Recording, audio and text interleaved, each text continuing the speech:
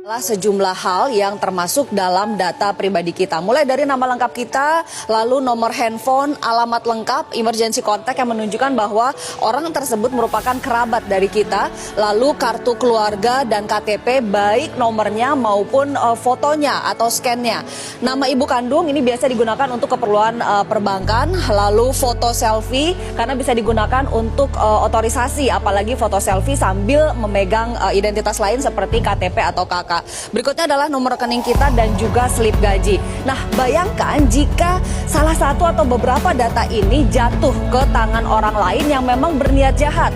Mereka bisa mengajukan pinjaman online misalnya dengan data kita. Uang diambil entah oleh siapa, tapi kita yang datanya masuk yang harus membayar cicilannya. Atau misalnya kita, data ini digunakan untuk dilibatkan dalam aksi terorisme atau jual beli narkoba misalnya.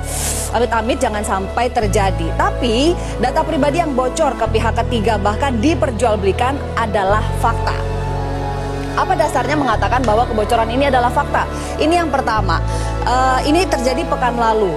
Banyak pelanggaran data pribadi, Google akan didenda 153 miliar rupiah. Alphabet Incorporated, perusahaan yang menaungi Google, harus membayar denda 11 juta dolar Amerika Serikat atau sekitar 153 miliar rupiah. Ini merupakan akumulasi dari 227 kasus pelanggaran data. Lalu masih dari artikel yang sama, saya mengambil dari cnnindonesia.com, disebutkan bahwa Google juga dituntut untuk kasus Y-Spy, yaitu mengambil data Wi-Fi rumah yang tidak dienkripsi berupa data-data pribadi si penghuni rumah. Caranya adalah dengan lewat mobil yang digunakan untuk proyek pemetaan Google Street View. Nah, kedua, terjadi pada pertengahan Juli lalu. Ada 70 pengemudi ojek online atau ojol di Pontianak yang menerima tagihan utang. Besarnya tidak tanggung-tanggung, mulai dari 1 juta sampai 23 juta rupiah. Padahal mereka tidak pernah mengajukan pinjaman sama sekali. Rupanya setelah ditelusuri, ini terjadi karena mereka latah mengikuti sebuah postingan di Facebook yang mengiming-imingi uang Rp100.000 hanya dengan menyerahkan foto diri dan foto KTP. Ternyata foto itu disalahgunakan oleh seorang oknum untuk mengajukan pinjaman online. Akibatnya mereka yang ditagih untuk membayar pinjaman tersebut. Nah, ini pinjaman online ini saat ini marak dengan istilah pinjol atau pinjaman online. Nah, ketiga juga faktanya adalah ada pegiat keamanan siber yang dengan mudah membongkar aplikasi pinjol atau pinjaman online yang ternyata tidak menjaga kerahasiaan data pribadi penggunanya, sehingga pihak ketiga dengan mudah bisa melihat basis data pengguna aplikasi pinjaman online tersebut. Dan keempat tadi yang sudah disebutkan oleh Sumiang bahwa ada sebuah kelompok di Facebook namanya adalah Dream Market Official, tapi kemudian sudah berganti nama menjadi Jual Beli All Game dan sekarang diduga sudah berganti nama lagi. Ini adanya di Facebook dengan anggota lebih dari 71.000 orang. Isinya dari grup ini adalah kebanyakan jual beli data. Nah, sejumlah pengamat keamanan siber sudah membenarkan bahwa grup ini ada dan sudah dilaporkan ke Facebook dan juga Polri untuk ditindaklanjuti. Kok bisa sih data pribadi kita bocor? Ini ada sejumlah penyebabnya. Yang sedang marak adalah akibat pengelola aplikasi pinjaman online yang ternyata tidak mengelola data dengan baik dan aman sehingga mudah diretas. Ini terjadi akibat menjamurnya aplikasi fintech atau financial technology. Meski sebetulnya pinjaman online ini hanyalah sebagian kecil dari financial technology dan pinjol atau pinjaman online bukan fintech. Fintech menjamur, pinjol menjamur, tapi ternyata pengelola menggunakan aplikasi template, tidak membangun aplikasi sendiri. Sehingga kalau satu bisa diretas, maka yang lainnya tinggal menunggu waktu saja.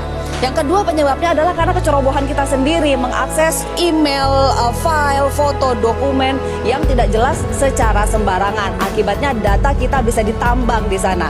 Yang ketiga adalah dari penelitian Kaspersky yang menyebutkan bahwa penyebab lainnya ada di perusahaan, yaitu ada kecerobohan menyimpan data pribadi karyawan. Seperti misalnya ada keterangan pribadi, ada rincian pembayaran, gaji, bonus, tunjangan, dan lainnya, juga termasuk kode otorisasi di tempat-tempat yang sulit dikendalikan, seperti misalnya di cloud, di folder bersama, atau pada saat transfer file. Ini merupakan tempat-tempat atau saat-saat yang rawan data itu bisa diambil atau diretas. Nah, penyebab lainnya ada juga oknum dalam perusahaan yang memang sengaja mengumpulkan data dan menjualnya. Seperti misalnya oknum di perbankan, bahkan di tempat karaoke, karena ada data kita di sana. Oknum pengiriman barang di perusahaan pengiriman barang, e-commerce, bahkan operator telepon. Termasuk hati-hati kupon-kupon bekas undian di mana terdapat data pribadi Anda, itu juga bisa diperjualbelikan. Lalu apa sih yang bisa kita lakukan untuk melindungi data pribadi kita? Ombudsman Republik Indonesia sudah memperingatkan agar kita berhati-hati memberikan data pribadi kepada perusahaan yang mewajibkan mengisi data dengan super lengkap. Kita harus kritis untuk melihat seberapa perlu kita memberikan data tersebut. Jangan memberikan data berlebih yang ternyata tidak relevan dengan jasa yang diberikan. Ini kita harus hati-hati memberikan data pribadi. Nah, ini juga berlaku untuk setiap aplikasi yang kita unduh di ponsel.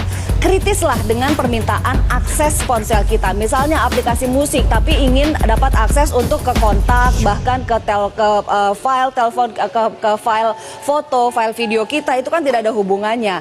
Nah, jika memang aplikasi tersebut meminta akses terlalu banyak, tinggalkan saja, jangan diunduh. Berikutnya, kita harus bersih-bersih digital secara reguler. Menghapus item-item yang sudah tidak digunakan lagi dari inbox email, juga file-file yang usang harus kita hapus dari perangkat keras kita. Dan kita juga harus melakukan pemeriksaan dan pengaturan keamanan email dan juga akun-akun medsos kita, Facebook, Twitter, Instagram, semua. Secara reguler, kita gunakan password yang rumit dan ganti secara berkala. Jangan sembarangan login ke situs-situs yang tidak jelas seperti misalnya situs kencan online dengan menggunakan alamat email yang terhubung dengan layanan perbankan. Ini sangat berbahaya. Dan yang ketiga adalah sebisa mungkin jangan unggah, scan atau foto online. Foto selfie kita sekali lagi bisa digunakan untuk memberikan otorisasi, apalagi foto selfie sambil memegang identitas lain seperti KTP. Demikian juga dengan kartu identitas, KTP, KK, dokumen penagihan, termasuk tiket perjalanan jangan pernah diunggah ke online. Keren sih mengunggah tiket perjalanan ke sosial media, apalagi tiket ke luar negeri. Tapi hati-hati, ini juga berarti mengumumkan kepada media Anda tidak berada di rumah dan bisa menjadi undangan bagi pihak yang berniat jahat untuk datang ke rumah Anda saat Anda tidak ada di rumah. Yang kedua, yang berikutnya adalah perusahaan perlu menumbuhkan budaya peduli bisnis dan keamanan. Perlu ada edukasi bagaimana peran karyawan dan juga langkah-langkah yang perlu diambil untuk menjaga keamanan data perusahaan sehingga sumber kebocoran jika memang berasal dari perusahaan itu sudah ditutup sumbernya. Berikutnya adalah negara harus hadir. Setidaknya ada 30 loh undang-undang yang menyinggung data pribadi. Pastinya tentu saja undang-undang perbankan, ada juga undang-undang ITE, ada undang-undang administrasi kependudukan dan pencatatan sipil, undang-undang telekomunikasi, keterbukaan informasi publik, dan sebagainya. Total ada sekitar 30. Kominfo juga tengah memprakarsai untuk dibuatnya undang-undang perlindungan data pribadi. Nah, sekarang tinggal bagaimana implementasi dari puluhan undang-undang yang sudah ada ini. Adakah aturan turunannya yang bisa menjadi petunjuk teknis atau juknis dan juga juklak aparat di lapangan? Ada enggak? Yang kedua, apakah aturan-aturan ini update dengan perkembangan teknologi saat ini? Lalu bagaimana dengan pinjaman online? Jika kita betul-betul membutuhkan, apa yang harus diperhatikan? Yang pertama, jika memang ingin menggunakan jasa pinjaman online, pastikan bahwa pinjaman online tersebut terdaftar di OJK. Karena tidak semua aplikasi pinjaman online terdaftar dan berada dalam pengawasan OJK. Jika Anda menemukan ada pinjaman online ilegal, Anda harus proaktif dan melaporkannya ke pihak keamanan dan juga OJK. Berikutnya, harus teliti dengan syarat dan ketentuan yang ada dalam aplikasi. Biasanya memang lazim ditemui bahwa syarat dan ketentuan ini ditulis dengan font yang kecil dan kontennya banyak sekali. Dalam satu lembar itu banyak sekali yang harus dibaca. Tapi demi keamanan dan perlindungan diri, kita harus teliti membacanya. Tidak sedikit aplikasi yang bahkan mengiming-imingi bonus atau tambahan limit jika pengguna memberi akses ke berbagai data dan berbagai aplikasi yang ada di ponsel. Tujuannya apalagi kalau bukan menambang data pribadi kita dan yang ada di kontak kita. Berikutnya adalah waspada dengan permintaan akses data di ponsel.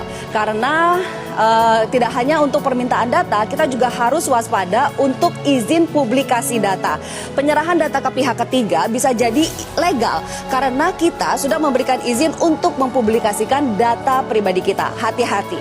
Dan pemirsa, percayalah, tidak ada artinya berhati-hati, kritis, cermat, dan teliti di awal dibandingkan dengan menyesal kemudian karena data pribadi kita disalahgunakan untuk tindak kejahatan. Sumi, kembali ke Anda. Baik, terima kasih Ani Rami untuk pemaparannya.